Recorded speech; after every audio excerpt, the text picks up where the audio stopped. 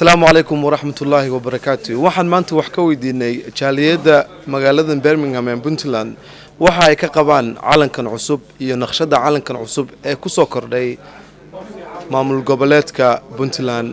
waxaan dadka wax ka weydiinay bal fikradda ay ka qabaan sida ay u arkaan naqshadan cusub iyo calankan waxa laga qabo. waxaan ka hormarayaa su'aasha ugu horeysa aan weydiinayaa Cabdikaafi oo ah gudoomiyaha jaaliyada Puntland ee magaalada Birmingham.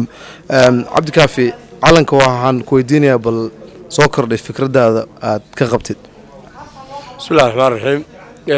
marka ugu horeysa aad iyo aad baan waxaan ugu mahadcelinayaa telefishinka ETN oo runtii telefishin wadaniya oo aad iyo aad baan ugu mahadcelinayaa. haddaan u soo gudbo su'aasha jawaabteeda calanka Puntland baarlamaanku ansixiyay la soo xulay runtii aad iyo aad ayaan mataqaanaa u taageersanahay una soo dhaweynaynaa. waana astaan gobol oo muujinaysa in gobolka uu leeyahay astaan gaar ah oo markii uu xafladihiisa markii uu bandhigyadiisa markii uu ummadiisa lagu soocaya waa sumad u gaar ah gobol maamulka Puntland. marka aad iyo aad baan anigu u taageersanahay una soo dhaweynaya.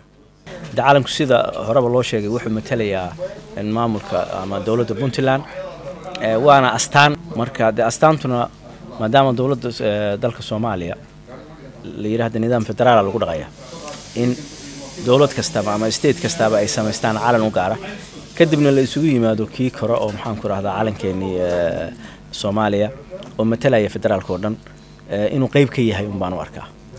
horta waxaan aad ugu faraxsanahay inaan maanta calan dhaqan aad u qurux badan oo kalarkiisa iyo waxa uu ka kooban yahay iyo waxa uu matalayo inta waxa uu fiican maadaama baarlamaanku isku raacay anaguna waxaan haddaan nahay jaaliyada Puntland muxuu ahaa aad baan u taageersanahay calankaas. calanku wuxuu muujinayaa astaamaha mataqaanaa uu sheegayo in shacabku ay ka dhaweeyaan waa nabadii iyo barwaaqadii. marka labadii waa haysanaa si aan u adkaysano. mid kale calanku wuxuu siyaadiyaa ama dadka wadanimo ku beeraa oo qulubta wadanimo ku beeraa inay ka muuqato wadanimadii aan ku ilaashan lahayn nabadeena iyo barwaaqadeena iyo dhulkeena iyo dawladeena ku ilaashan lahayn ayuu horseed u yahay. marka anagu waan taageersanahay haddaan reer Birmingham haddaan nahay.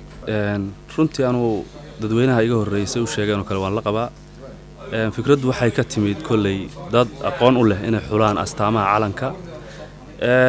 maamul baana go'aamiyay mar haddii maamul go'aamiyay iyaga un baa garanaya maslaxadda shacabka waxa ugu jirto iyo waxa uu ku soo kordhinay qiimihiisa. annagu ka dadka dibadaha jooga haddaan nahay aad baan u soo dhaweynaynaa waana ku diirsanaynaa runtii calankaas. Yusuf Ahmed Mahdi, ETN TV, Birmingham.